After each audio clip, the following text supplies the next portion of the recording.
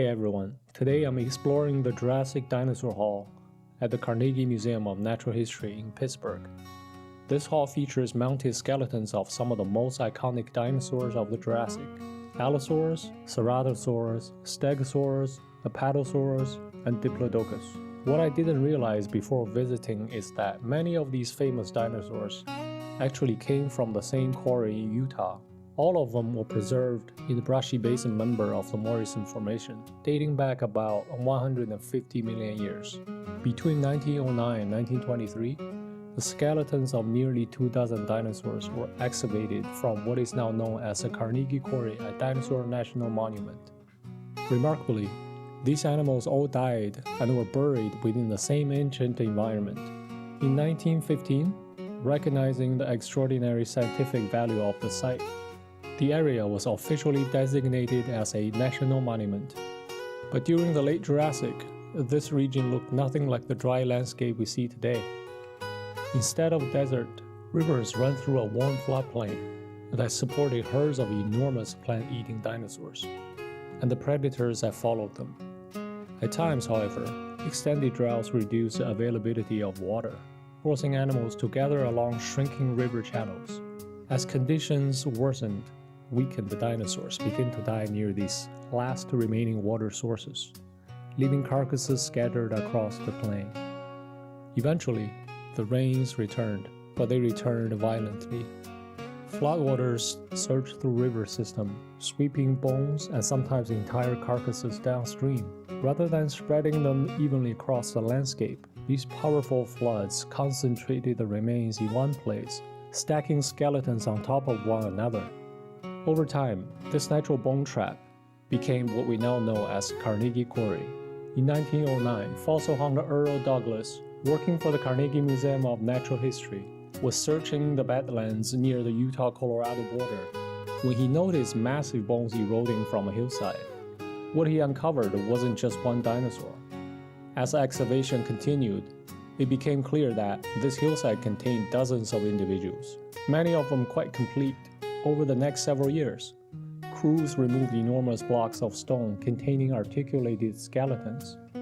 A challenging task that required heavy tools, careful planning, and a lot of patience. The site quickly became one of the most productive dinosaur quarries ever found. Some of the most famous dinosaur mounds in the world trace their origins back to this quarry. One of the earliest discoveries from this quarry was a massive Apatosaurus louise, which became a centerpiece of the Carnegie Museum of Natural History and helped shape what people imagine when they think of giant sauropods. This enormous dinosaur was actually the first skeleton discovered at the quarry, and it stretches more than 75 feet long from nose to tail. Even today, it remains the most complete Apatosaurus specimen ever found. Standing across from it is the skeleton of Diplodocus, and the difference between the two is immediately obvious.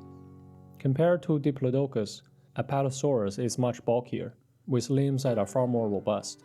Like most sauropods, Apatosaurus had vertebrae filled with large air spaces, especially in the neck. If you look closely, you can see these large cavities and openings between the neck bones and their cervical ribs. In life, these spaces would have housed an intricate system of air sacs, wrapping through the bones like giant balloons. The system helped support and stabilize the neck, while also reducing the weight of such an enormous structure. Tall neural spines run along the length of the backbone and continue into the massive tail. At the base, the tail would have been supported by large, powerful muscles. But toward the end, the tail bones taper rapidly into thin rods, forming a long whip-like structure.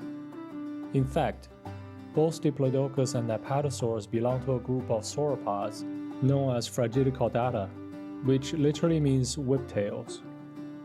Apatosaurus may have used its tail for communication, or possibly as a weapon to defend itself against predators such as Allosaurus. And honestly, if I were that Allosaurus, I wouldn't get anywhere near the striking range of the tail. A weapon like that could probably cause serious damage, even to a large predator. Speaking of Allosaurus, at over 30 feet long, the skeleton on display here represents one of the largest Allosaurus individuals recovered from the quarry.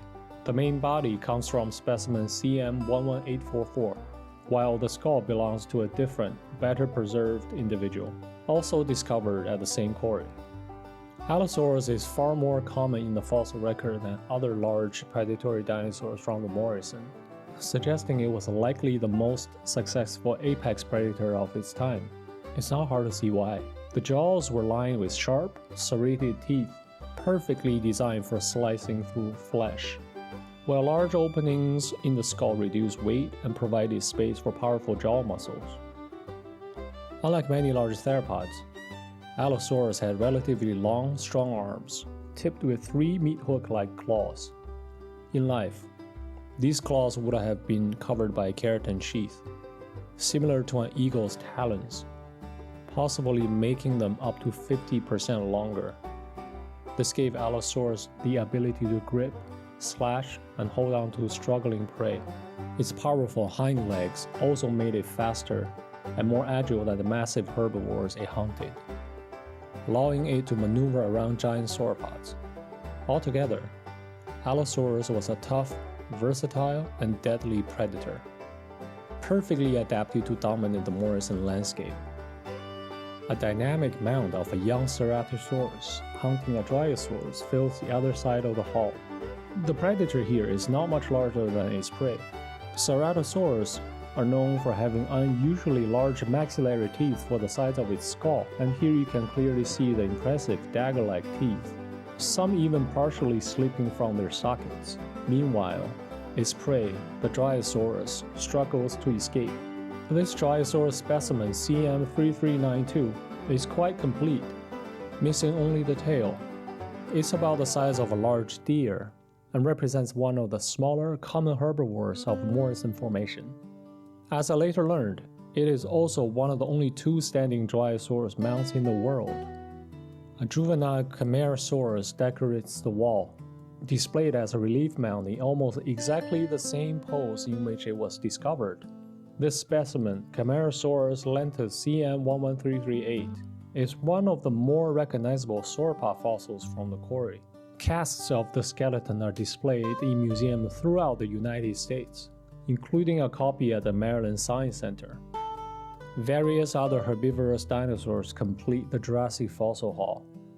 Among them is Stegosaurus undulatus, mounted with its spiked tail raised high in a lifelike pose.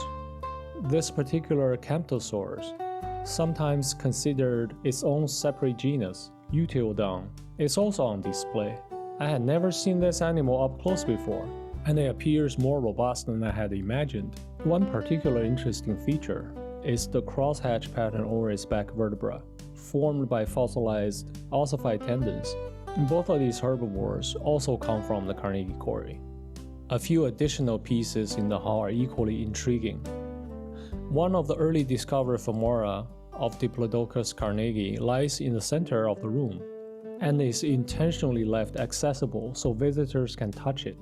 Nearby is a well-preserved skull and a few neck vertebrae that may or may not belong to Diplodocus. Lastly, there's a reconstructed skull of the uncommon theropod Marshallsaurus. The evolutionary relationship of Marshallsaurus have long been debated. Today, it is generally considered a rather basal tetaneuron, possibly within Megalosauroida.